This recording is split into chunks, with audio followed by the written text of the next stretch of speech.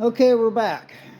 So I wanted to show a few things. For one, this fuel or Jesus um, electrical connector here, and the whole body of the wiring harness is already pushed inside.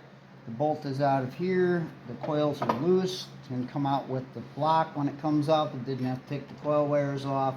I'll just be mindful when I'm lifting the engine. I might tie it off to like here and here or something with a zip tie just to hold them up so there's no stress on the wires. Just saying, all outboard wiring at a certain point in life, it just gets bad. And that's something you want to avoid. If you take this bolt out, the other side of the clamp, which is this dude, comes right out, but don't drop the nut. Make sure you hang on to that. The reason I fired this back up is I wanted to show some things. I believe it was the 1962 model year that used a shim on the back to make it level. And if you're missing that, you're screwed. But this is a 64, so they didn't use that. And to my amazement, they use, as you can see, I got that off. There's a couple things I want to show off here. Number one, well, let's see, we must have left one behind. But they're using, or two, they're using this little washer right here as a shim on each one of these guys. So you got to make sure you don't lose those. They're on all of these, so when you put it back together, and I guess this one isn't here, so it must be on the other side or on the floor. Oh, it's on the other side. How wonderful.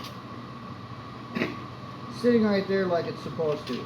So when you redo these or take them the rest of the way apart, don't forget they're there. Another thing I wanted to show you is about the choke wiring harness and the ground. And this ground was connected, so it was connected to here, which I was really shocked, because most of them are usually rotted off or broken. So wanted to show that off. Hopefully you got to see that ground wire. So this piece is off, and this will go to get all cleaned up, disassembled, and go to paint. I do leave the rope in there and the recoil when I repaint these, because I don't do much for painting on the inside, because then that would be over restored.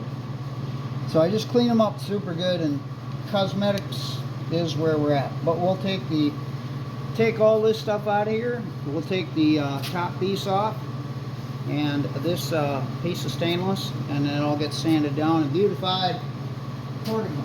Now, let's see. Oh, yeah, the cotter pin was there, and as you can see, someone had it apart once before, because that doesn't look like a little cotter pin no more. It's mutated. So where that goes, and can be a real bugger to get off there, is it goes right straight through the end of here.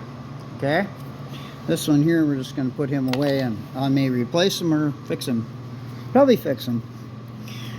Let's see. Oh yeah, the bolt, the evil bolt from hell. As you can see, this is really wet because I hit it with everything I had. I really like this LPS stuff, man. That stuff's great. But I hit it with PB Blaster too. So let that sit for, loosened it slightly because it was super snug.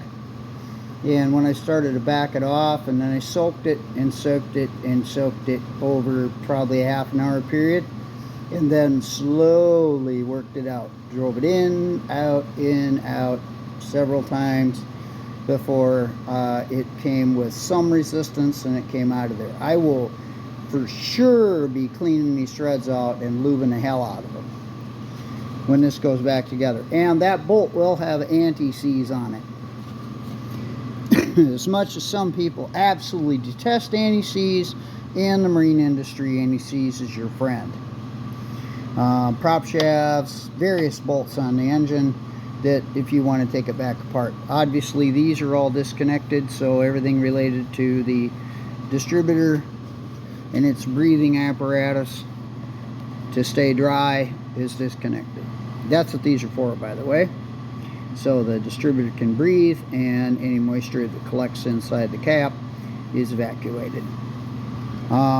When it runs, it creates a pressure inside here which blows through these holes because the rotor's spinning around, kind of like a propeller, so to speak. As I pointed out before, this is disconnected and all the wiring harness is disconnected, so that's all good to go. Now we've got to get down here and take this throttle bracket loose, get that out of there, and that'll be the next step. And take these screws out to expose the power head bolts, which is a long, arduous process. There's 3 on each side and one little fella right there.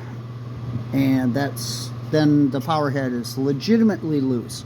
Once I loosen this, I will rock the hell out of this before I put my deal on there and try and break that gasket loose. If I can't break it loose, then I'll have to sling it and lift it and try to use pressure. That's why I mount these solid to the back of the boat, because I have had these that were an absolute bear. I literally lifted the back of a boat off a trailer and rocking it to break them loose. And then when they break loose, it's a bang, and it moves and goes places. Them gaskets they used back in the day compared to what's made today is insane. I mean, talk about gaskets being gaskets. Everything was made better back in the day.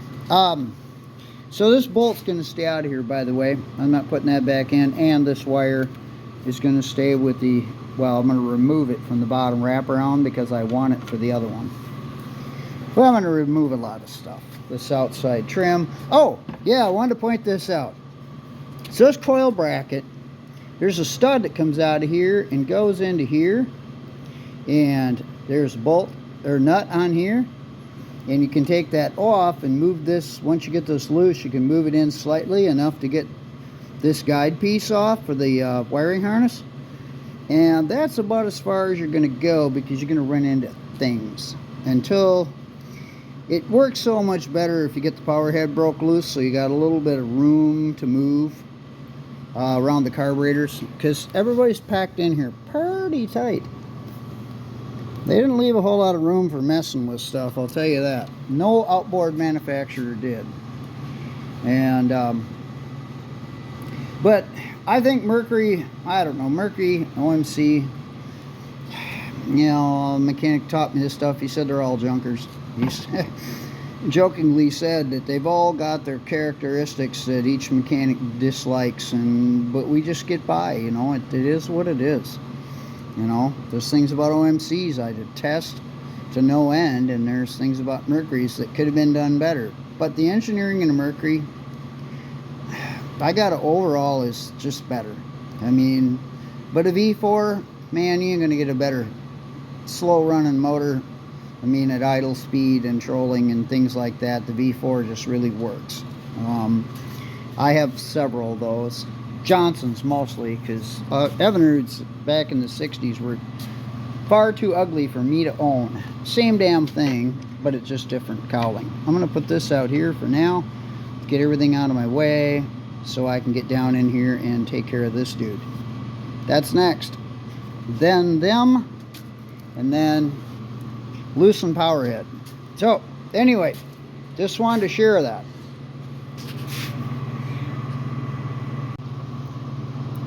Okay, so all the bolts down. Where's my finger? Hello.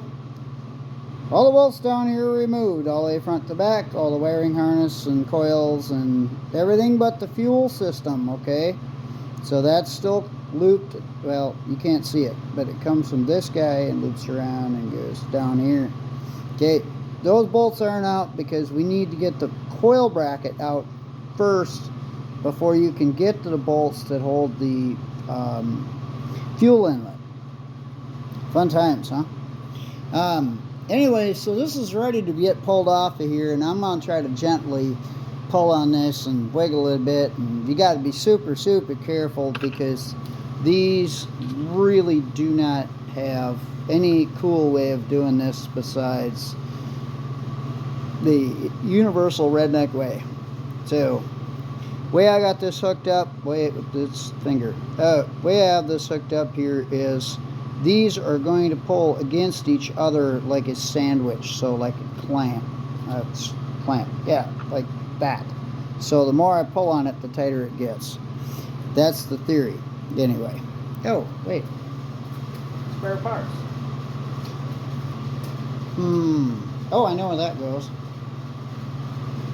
I think. Maybe. Could have been off the bolt. Oh, Lord. Alright. If you see me, sorry. Bad hair day. Cold outside. You don't know how bad I really look. I know how bad I really look. Oh, that's another story. In my age, you've done all the crap I've done in my life. Yeah, you would look pretty easy. Okay, we have quite a bit of tension going on here. I want to snap the straps and I'm starting to pick up the motor. That's my first step. Break the back loose. That's my power tool right there, guys. A foot.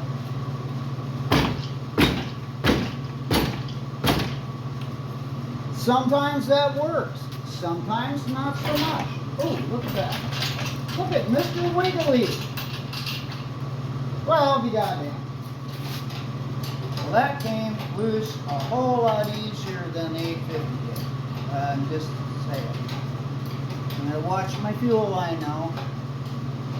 I want to overextend its welcome, which is this dude right here. We have plenty of fuel line, and I'll be able to get out of the housing just fine. Oops. Something being stupid here. And where are we hanging you? Not bad for now? Sure. That's good. Alright. Great. Nobody died. Wells are where they belong. Like a pair of, yeah, them. Everything's coming out exactly the way it's supposed to and the way it was planned, and boy is this old girl gangy. So I'm going to be going off camera because this is going to take a minute. Can you see the fuel line here? Well, that has to deal with that. And the reason when I put the other power head back in, I'll have this all assembled and everything will be all put together just like this. So it's all going to be relative. I know where that guy goes. This is a piece of shim stock that goes inside of the shift lever mechanism. If anybody runs across that and goes, oh, I wonder where the hell that went. That's normal stuff. So there is a bolt that goes from under here. Actually, it's a stud, but it's really a bolt, actually. And hopefully it stays set in here because they're really a bitch to hold in here. And you take this nut off the bottom on this one, take the nut off on this guy, and you take the nut off on this guy, and this guy lifts up slightly so you can push this bolt up through here. Going back together is just as much fun.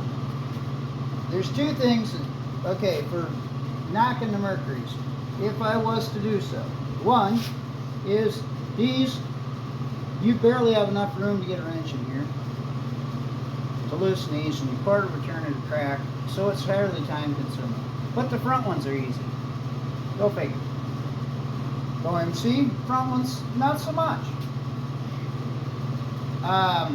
This barely has room for the nut to slide out of here. So there's a complaint. And this effing coil bracket on every single frickin' Mercury, all the coil brackets suck to get out of it. I don't know what it is, it's just the way they were designed. They're squished into a tight area, and that's just the way they are. This power head gasket came off the bottom of the power head perfectly. Very little cleanup. It's all stuck to this pan. perfectly, so none of it came, well, actually none of it. It all stuck where it belongs, and it only broke in one spot. Well, that saved Tony a bunch of money. Just saying. Because you have no idea how much time I spend on those. As a matter of fact, I didn't even charge him for the amount of time it actually took me to clean those other pieces. Because it was twice whatever I charged. Whatever I wrote down on the slip, it took me twice as long. Not just because it was so nasty. Okay, that's all I got for right now. I'm going to take this stuff apart to get this all loosened up so I can get the fuel line off of here, and then I'll come back.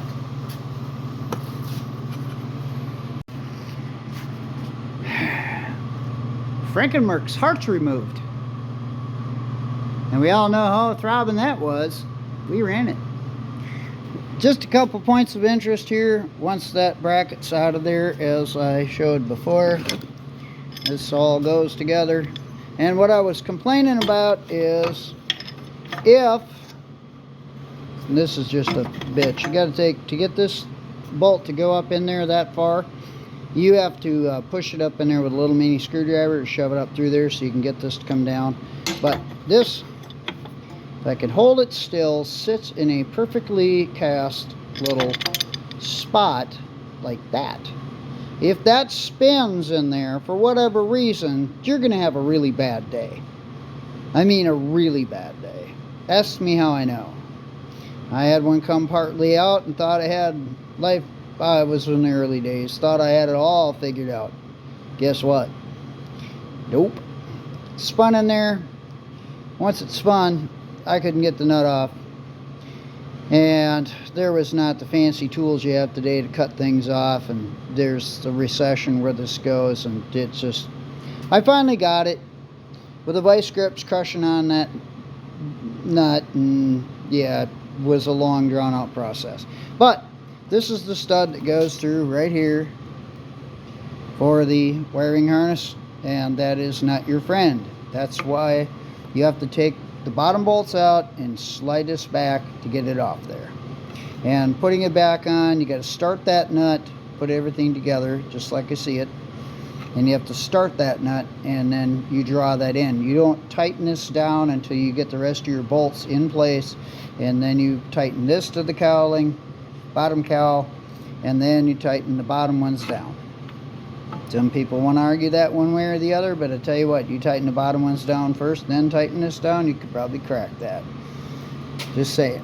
Just snug things up. Good grief. It's that simple.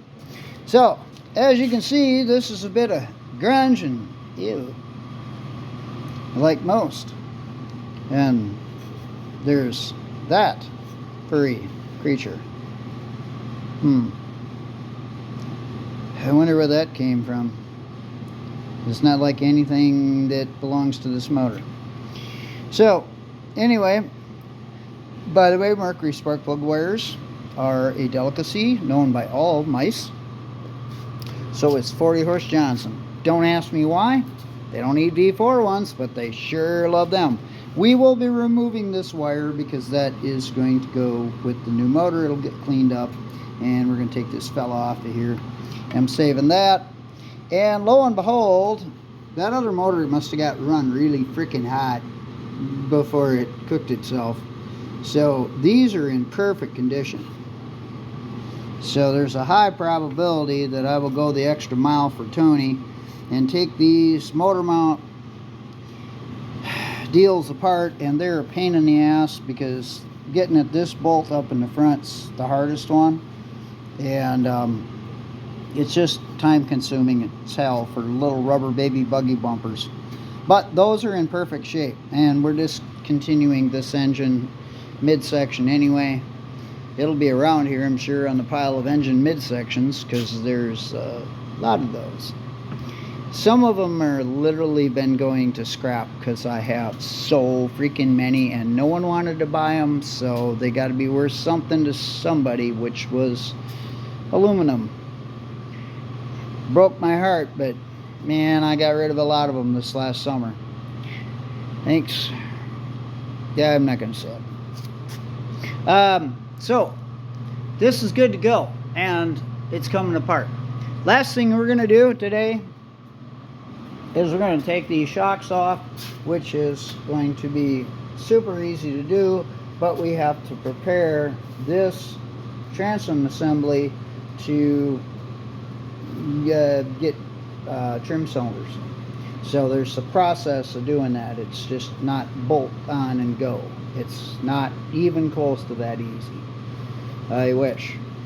So anyway, we'll get back to that later.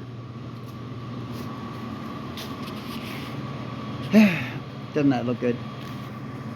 By the way, I'm going to make another statement. This power head has never been removed from that motor. Every single washer, bolt, nut, everything was exactly how it should be, except for the mutated wire clip for this dude right there for the choke assembly. That's the only thing that was messed up. And there's supposed to be a little washer on it too, but 90% of those were missing at the factory. So anyway, I'll be back. Alright, so now that we have our shocks removed, we're going to start preparing this to go to the trim and tilt system, which is quite a bit different, and I'll show you all that in the next video. But that's now our shocks are removed, power head is removed, and it's going to start its process and getting cleaned up after a bit. We have other things going on before that, and I wanted to get this video out. So anyway, this is all ready to go. That is going out the shop. I'll pop that guy off and he'll go into storage, and the boat goes bye-bye, because I won't need him anymore in anything I got going on for quite some time. So you're going out into the rhubarb. Successful day. Really, everything came apart as it should. It all looks excellent in my opinion. I'm really quite shocked at how nice it is. I got to keep this guy around because I think I'm gonna rob these out of here, and I really would like to. And oh my god, look at that, they're just popping right out of there like they're supposed to. Wow, no disassemble. Yeah, that's what a good one's supposed to look like. So maybe we can compare barbecued to good, because these these are not gonna come out of here happy. Like, oh, Jesus Christ. You know why I go off camera all the time? Because that stuff happens. Yeah, I'm gonna have to dig the rest of that crap out of there. Now let's try this one. Will she come out in one piece? Ooh, yeah, kinda. Okay, virtual roll crisp or not crispy? What do you think, Tony? Extra crispy or plain? Don't forget to like and subscribe. Like it never happened. Guess you don't get extra crispy.